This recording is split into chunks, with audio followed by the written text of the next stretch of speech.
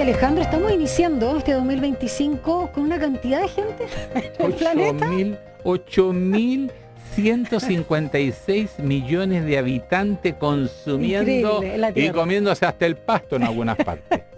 Y esto significa un crecimiento de 82 millones más que el año pasado, un número que se encuentra en constante aumento. Sin embargo, las bajas tasas de natalidad en el mundo y el alto nivel nomás de envejecimiento, expectativa de vida de la población, provocan es que este desarrollo decrezca. ¿Se encuentra el planeta preparado para la cantidad de personas que existe? ¿Alcanzan los recursos naturales para nuestra sobrevivencia en la Tierra?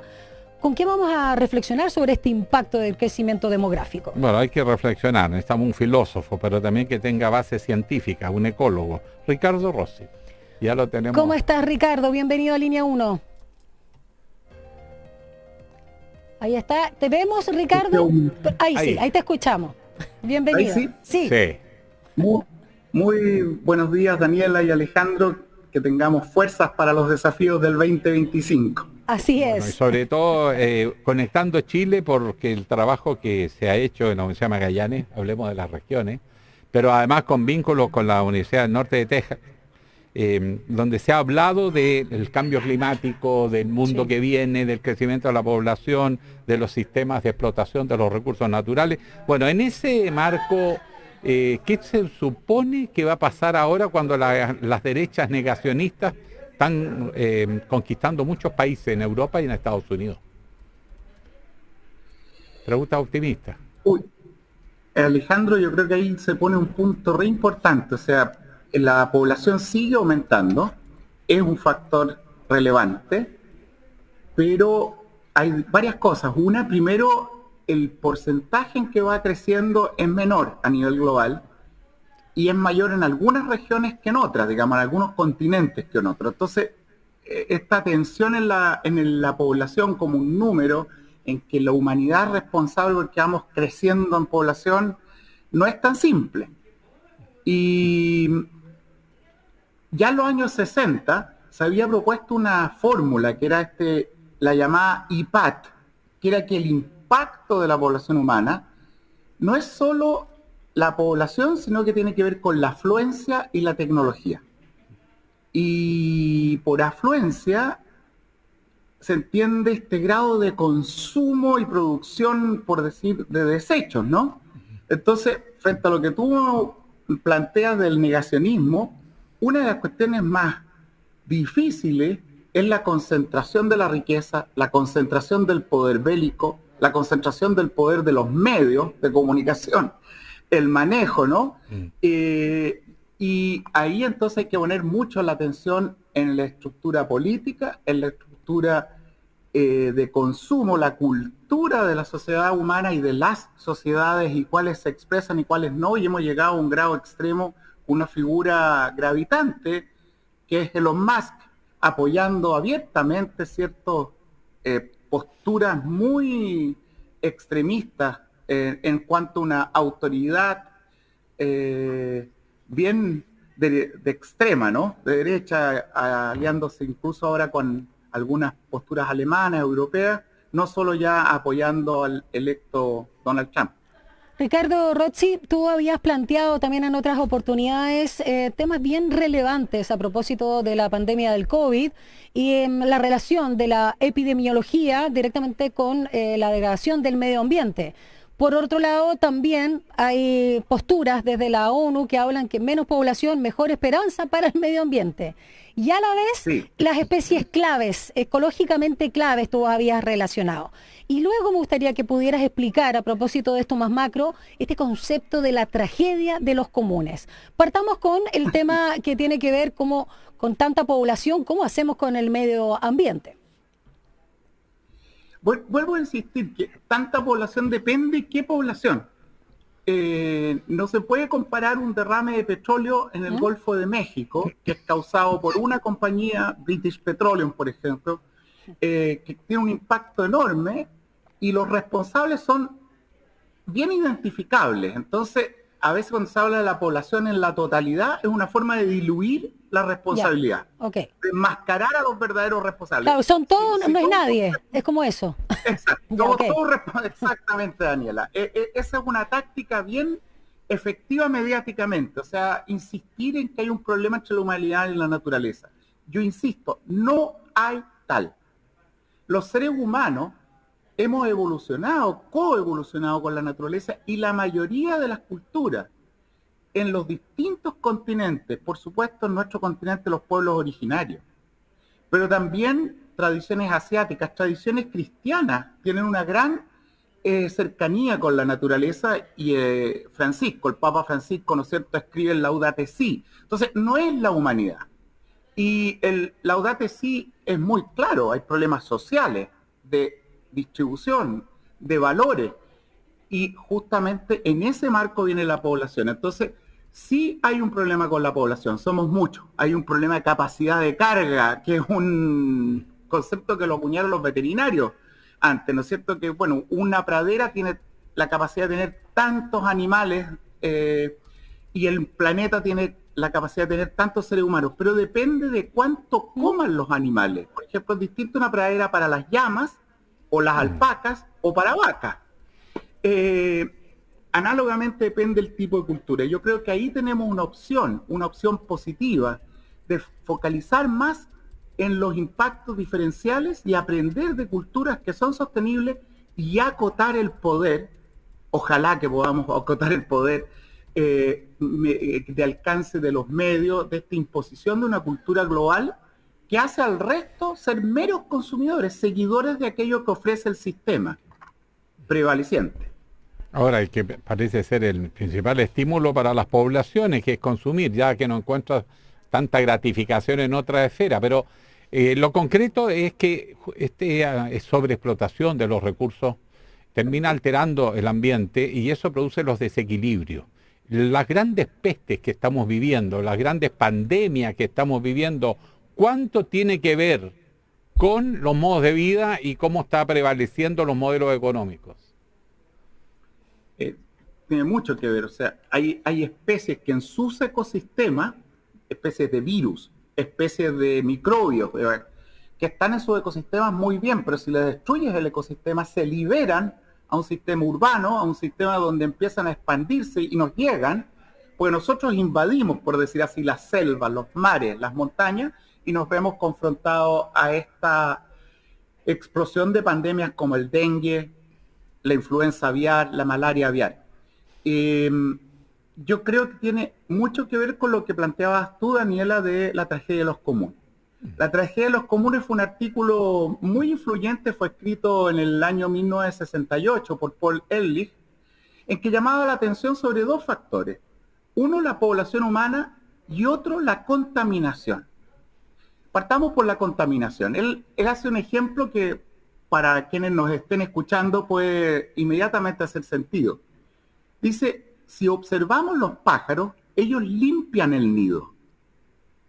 Mantenemos limpia la casa, si no nos vamos a infectar. Con las pandemias nos vamos a llenar de plásticos, como se está viendo que estamos en los cuerpos humanos llenos de microplásticos. Aquí estamos en Cabo de Horno, yo estoy hablando desde Cabo de Horno, y estamos analizando los alevines de róbalos y otros peces nativos, y los alevines, es decir, las larvas, los peces chiquititos, están llenos de microplásticos en la zona más remota de Chile y del continente americano. Entonces, estamos ensuciando el planeta, y eso es lo que Paul Ehrlich llama la atención. Si nadie cuida este espacio común, vamos a perecer. Pero lo de Paul Ehrlich tiene que ver con lo que tú planteabas, Alejandro, también. ¿Quién toma las decisiones y cómo? Y en ese momento, en los años 60, se llevaron políticas de control de la población que son inaceptables éticamente. Es decir, se les ponían dispositivos intrauterinos a mujeres para controlar la población sin consentimiento, en el sentido de que es el tercer mundo, dicho así, después de la Segunda Guerra Mundial, o el sur global, si ustedes quisieran, donde está el problema del crecimiento de la población, y hoy el mayor crecimiento poblacional está en África.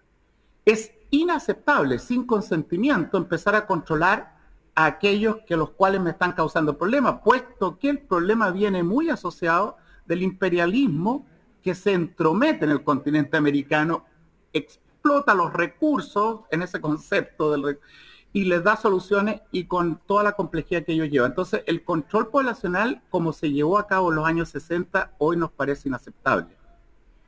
Ricardo, ha señalado que obviamente la cantidad de población depende también de dónde se dé, con los recursos, cómo el Estado de ese territorio regula o no. Pero acá estamos con la discusión en nuestro territorio y también es mundial, pero sobre todo acá en Chile, que es algo novedoso, de una bajísima natalidad, que preocupa a los estados por el crecimiento de la población y por lo tanto también el crecimiento económico. ¿Cómo se entiende también algo que pareciera dicotómico, pero quizás no lo es, y con la alta expectativa de vida? O sea, todo el planeta básicamente, o al menos Europa, Latinoamérica, Occidente, se está envejeciendo y claramente no hay renovación. ¿Cómo ver ese dilema? A ver, primero verlo en términos comparativos, ¿no es cierto? Y insisto que una forma de ver es interrelacionar lo que es población, grados de consumo, y lo otro que no hemos tocado, que son soluciones tecnológicas también. Son soluciones culturales y tecnológicas. Y claramente, en términos de economía, el principal problema que tenemos hoy es la extrema desigualdad, la extrema sesgo, ¿no es cierto?, de concentración de la riqueza. Es mayor que en la época feudal. Los monarcas, los reyes, ¿no es cierto?, la nobleza podría haber tenido riqueza, pero no en el grado y la extensión que la tienen hoy unos pocos oligarcas. Entonces estamos bajo un régimen plutocrático, es decir, el control está en medio de quienes tienen el poder económico. Y ahí entonces estamos en una crisis de la democracia. Bueno, Alejandro, tú sabes más de estos temas que yo, pero lo que yo quiero plantear aquí es que veamos la población con el sistema de gobernanza, con la economía, con la tecnología. Sí.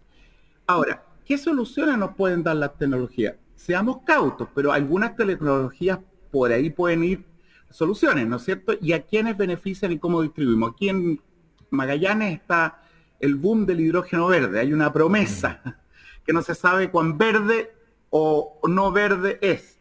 Pero cuidemos ahí el impacto. Entonces, Daniela, yo creo que el problema que tú planteas, que es la demografía de la población humana, es muy desigual. Asia y África siguen creciendo. Latinoamérica sigue creciendo pero a una baja tasa. Y Europa justamente está subsidiando, en Alemania particularmente, para que se tengan mayores hijos y enfrentar esta inversión de la pirámide, digamos, que va envejeciendo y qué hacemos con la sociedad. Pero eso en un marco comparativo con otras sociedades, o sea, no hagamos una carrera de quién tiene más porque otros tienen menos.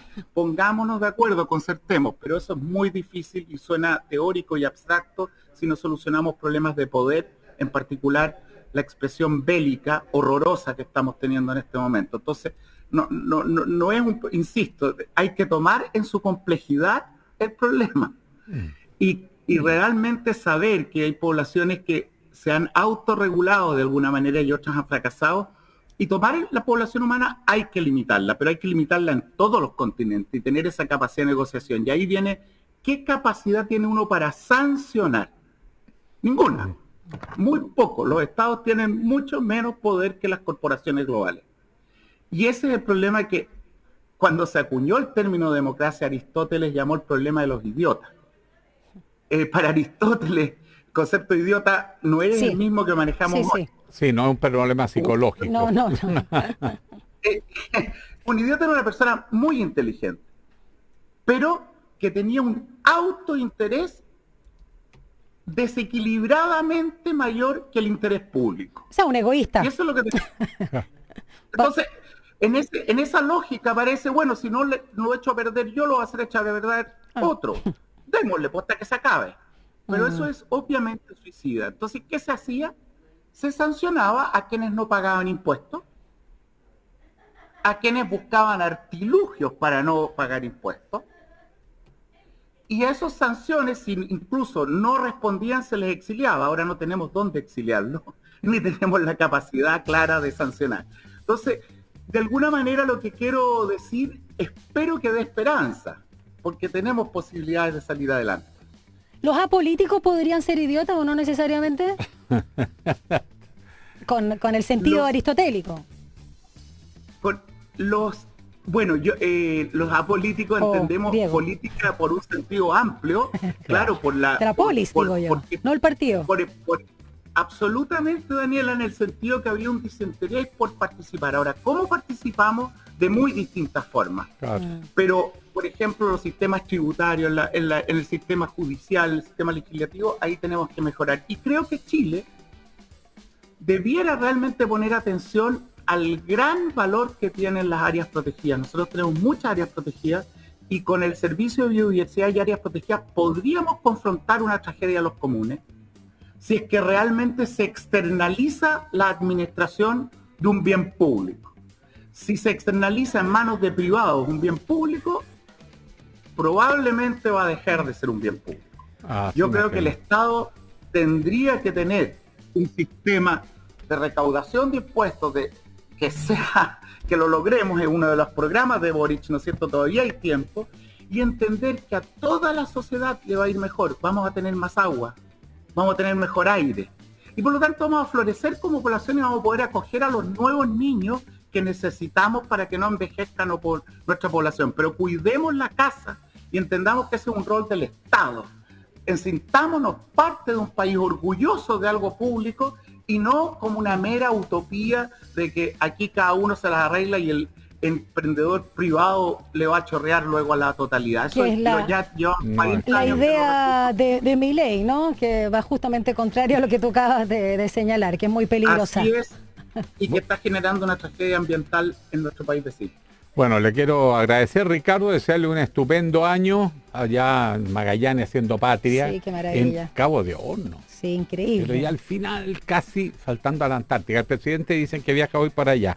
Así que en una de esas se encuentra con él, don Ricardo. Un abrazo. Roth, psicólogo, filósofo, como bien decía, académico de la Universidad de Magallanes y North Texas.